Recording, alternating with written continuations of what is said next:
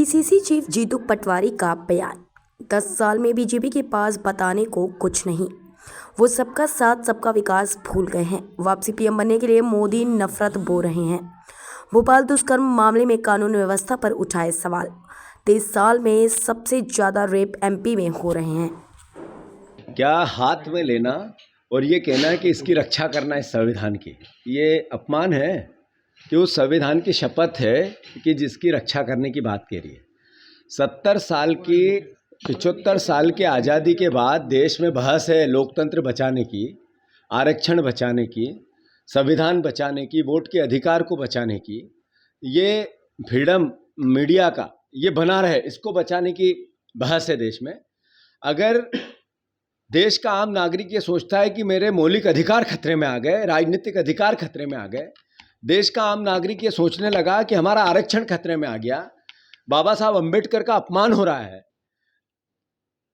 BJP इससे बच नहीं सकती है, अपना मुंह नहीं छुपा सकती है। अनंत हेगड़े हैं, अयोध्या के सांसद हैं, जो अरुण गोविल जो भारतीय जनता पार्टी के प्रत्याशी हैं, ऐसे कई तमाम सैकड़ों लोगों ने संविधान को बदलने की बात कही है। वो बीजेपी के हैं और बीजेपी में है, बीजेपी के प्रत्याशी हैं।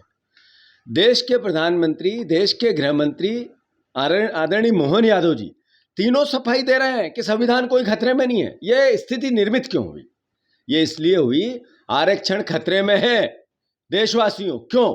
प्राइवेटाइजेशन जितना हुआ उसको सरकारी उपकरण को बेचा गया, उसका आरक्षण था, सरकारी उपकरण थे, आरक्षण पद्धति से वहाँ व्यवस्था बनती थी, बीजेपी ने बेचा, नरेंद्र मोदी जी ने बेचा, इसी सरकार ने बेचा, तो वो आरक्षण समाप्त हुआ या नहीं हुआ?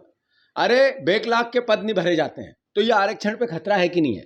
अरे आपने इस देश में 30 लाख नौकरियां नहीं भरी, 30 लाख केंद्र की नौकरियां हैं, तो वहाँ आरक्षित वर्ग का आरक्षण खतरे में है या नहीं है?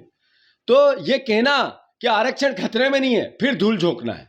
10 साल बाद देश के नरेंद्र मोदी जी की भावना पवित्र थी, तो ये बहस क्यों है?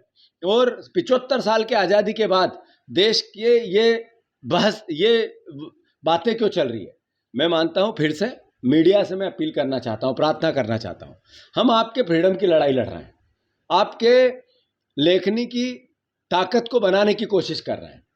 मीडिया हाउसेस की अपनी मजबूरियां हो सकती है, सरकार से उनके संबंध होते हैं, आर्थिक हित होते हैं, हो सकता है, मैं उसको क्रिटिसिज्म नहीं करता, पर मैं अनुरोध करता हूं कि जागो जागो आप। एक दिन कहीं चाइना की मीडिया नहीं बन जाए, सरकारी मीडिया, तो आपका क्या होगा? जैसे हमारे अधिकार जा रहे हैं, मौलिक अधिकार जा रहे हैं, आरक्षण जा रहा है, राजनीतिक लोकतांत्रिक अधिकारों का हनन हो रहा है, वैसे मीडिया के अधिकार पे भी प्रहार है।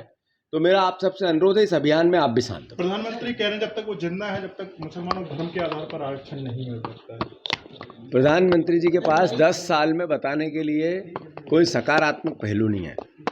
उनके पास मंगलसूत्र है, नफरत है, घृणा है, बंटवारा है, जातिगत और धार्मिक बातें करके वोट लेने की पहल है। कभी 10 साल पहले वो कहते थे सबका साथ सबका विकास, सबका विश्वास। क्या भूल गए वो नारा? वो भूल गए कि पूरा भारत मेरा परिवार है, 140 करोड़ लोग मोदी परिवार। भूल गए ये बात? वो भूल गए ये बात कि इस देश में जो 10 साल का प्रधानमंत्री इतने बड़े बहुमत के बाद, जब लोगों के परिजन मर रहे थे कोविड में, अपना भाई कोई खोता था, अपना पिता खोता था, आप कहते ताली बजाना है, तो सब पूरा देश ताली बजा रहा था। आप कहते थाली बजाना है, पूरा देश थाली बजाता था। मेरा प्रधानमंत्री वो भावना भूल गए और नफरत और घृणा परोस रहे हैं वापस प्रधानमंत्री बनने के लिए। देश देख रहा है, सबक सिखाएगा।